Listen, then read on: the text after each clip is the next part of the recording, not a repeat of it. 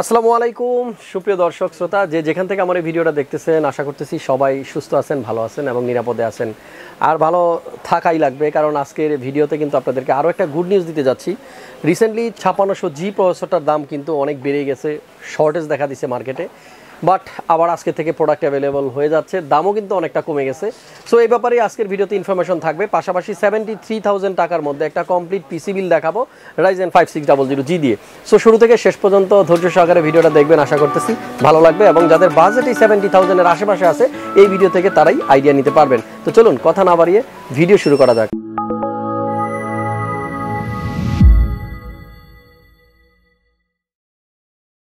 Friends, ভিডিওটা শুরু করার আগে আপনাদেরকে একটু বলি, আসলে প্রত্যেকটা প্রোডাক্টের প্রাইসই, প্রত্যেকটা না, মোস্ট প্রবাবলি আপনার প্রসেসরটা, গ্রাফিক্স কার্ডটা এবং র্যামের এই প্রাইসগুলো প্রায় সময় দেখতেছি আমরা চেঞ্জ হয়ে যাচ্ছে। সো আপনারা অবশ্যই কিন্তু পিসি বিল করার আগে আমাদের সাথে কন্ট্যাক্ট করে দেন পিসি বিল করতে আসবেন, তাহলে কিন্তু অনেকগুলো প্রবলেম সলভ হয়ে যাবে। এই 5600G যখন দাম বাড়বে আমি কিন্তু একটা ভিডিও দিয়ে আপনাদেরকে জানিয়ে দিয়েছিলাম এবং অনেকেই কিন্তু তৎক্ষণাৎ কিছু পিসি বিল করে নিয়েছেন, বাট কিছু ভাই ব্রাদাররা কিন্তু পিসি বিল করতে পারেননি, কারণ প্রসেসরটা একটু শর্ট হয়ে গেছিলো মার্কেটে, পাশাপাশি দামও অনেকটা বেড়ে গেছে। বাট আজকে কিন্তু আবার আপনাদেরকে আমি জানিয়ে দিচ্ছি এই 5600G প্রসেসরটা কিন্তু আমাদের স্টকে আবার ঢুকছে এবং পর্যাপ্ত স্টক আছে। আমার এখানে দেখতে পাচ্ছেন বেশ কিছু 5600G কিন্তু আমরা স্টক করে রেখেছি, এগুলো ছাড়াও কিন্তু আরও আমাদের কাছে প্রসেসর আছে। আর বর্তমানে কিন্তু এর প্রাইসটা 25,500 টাকা, যেটা 27,500 টাকাও আমরা পাচ্ছিলাম না দুদিন আগেও। সো এখন প্রাইস হলো 25,500 এবং আশা করতেছি প্রাইসটা আরও ডাউন হবে। সো ভিডিওটা ভালো লাগলে একটা লাইক দিয়ে একটু শেয়ার করে দিন আর কমেন্ট করে আপনাদের মন্তব্য জানায়েন। আমি কিন্তু ট্রাই করি সবসময় আপনাদেরকে আপডেট ইনফরমেশন জানিয়ে দিয়ে হেল্প করার জন্য।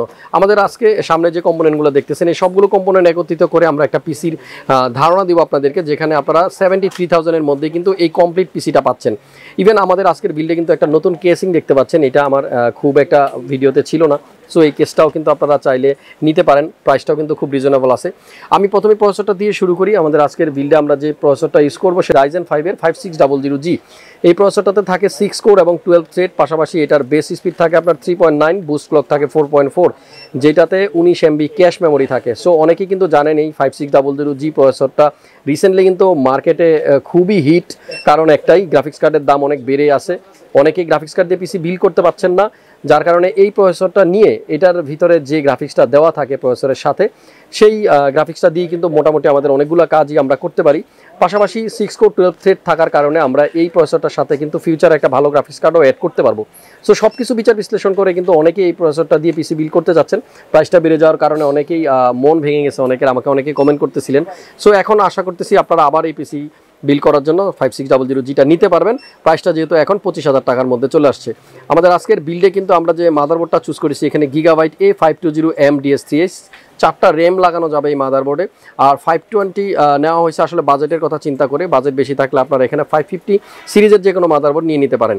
আমাদের আজকের বিল্ডে কিন্তু থাকতেছে Gigabyte-এর A520M DS3H এই মাদারবোর্ডটা। অবশ্যই কিন্তু এই মাদারবোর্ডগুলো আপনার বায়োসটা আপডেট করে নিতে হয় এই প্রসেসরটাকে চালাতে হলে। সো যারা নিজে বাসায় নিয়ে পিসি বিল করবেন তারা কিন্তু অবশ্যই এই জিনিসটা মাথায় রাখবেন, আদারওয়াইজ কিন্তু প্রবলেমে পড়তে হবে। আর আমাদের আজকের বিল্ডের সাথে আমরা র্যাম ইউজ করবো 16GB। এখানে কিন্তু Trident Z স্কিলের একটা ভালো মানের র্যাম আমার হাতে দেখতে পাচ্ছেন। বেশ কিছুদিন এই Trident Z স্কিলের র্যামের প্রাইসটা কিন্তু একটু কমছে, আগে বেশি থাকার কারণে অনেকে এটা নিতে পারতেন না। সো এখন চাইলে নিতে পারবেন 9GB 8GB করে 16GB 3200 MHz দুটা র্যাম আমরা আজকের বিল্ডে ইউজ করবো। আর আমি কিন্তু প্রত্যেকটা প্রোডাক্টের প্রাইস স্ক্রিনে দিয়ে রাখি আপনাদের সুবিধার্থে, অ্যাটলিস্ট এটার জন্য তো একটা লাইক আমরা পেতেই পারি, কি বলেন? সো বন্ধুরা, আমাদের আজকের বিল্ডের সাথে 16GB র্যাম থাকতেছে 3200 MHz। আমাদের আজকের বিল্ডে কিন্তু পাওয়ার সাপ্লাই আছে Corsair-এর CB450, যেটার 5 ইয়ার্স ওয়ারেন্টি থাকে, 80+ বোন সার্টিফাইড পাওয়ার সাপ্লাই, আপনারা সবাই জানেন। সো চমৎকার এই পাওয়ার সাপ্লাইটা থাকবে আমাদের বিল্ডে। আর আমাদের মনিটর হিসেবে আমরা আজকে ইউজ করবো ViewSonic-এর VX2276 SSD।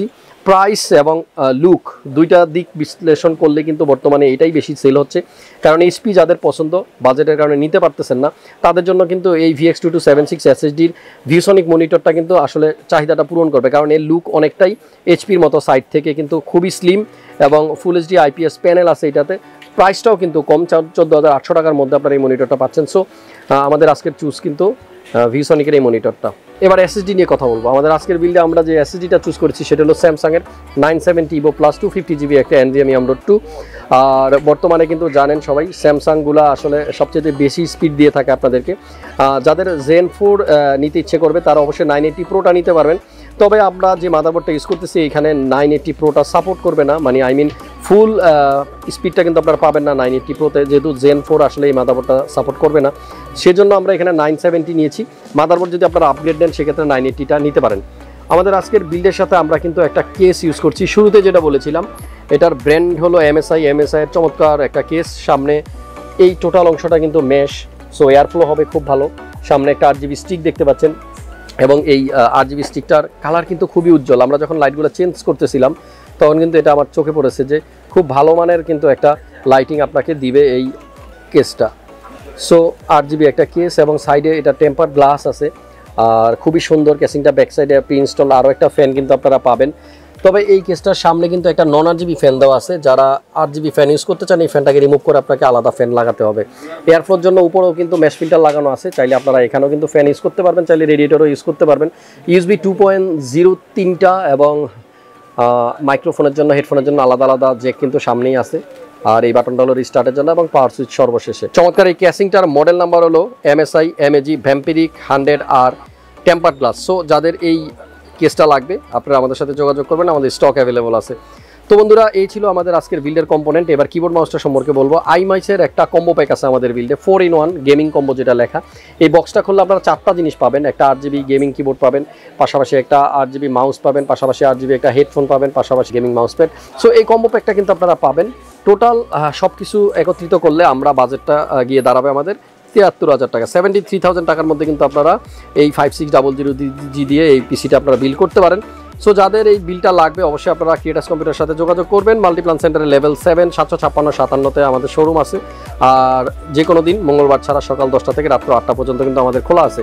আমাদের ওয়েবসাইট ভিজিট করবেন আপডেটেড প্রাইসগুলোর জন্য। আর ভিডিওটা ভালো লাগলে একটা লাইক দিয়ে কমেন্ট করে আপনাদের মন্তব্য জানাবেন, আর শেয়ার তো একদমই মাস্ট। যারা নতুন দেখতেছেন আমার চ্যানেলটা অবশ্যই সাবস্ক্রাইব করে নোটিফিকেশনটা অন করে দিন, তাহলে এরকম নতুন নতুন প্রোডাক্টের রিভিউ প্লাস ইনফরমেশন, প্রাইসিংয়ের ব্যাপারে ধারণা সবকিছু কিন্তু আপনারা আমাদের চ্যানেল থেকে পেয়ে যাবেন। দেখা হচ্ছে পরবর্তী ভিডিওতে ভিন্ন কোনো বিষয় নিয়ে। সে পর্যন্ত সবাই ভালো থাকুন, সুস্থ থাকুন আর নিরাপদে থাকুন। আল্লাহ হাফেজ।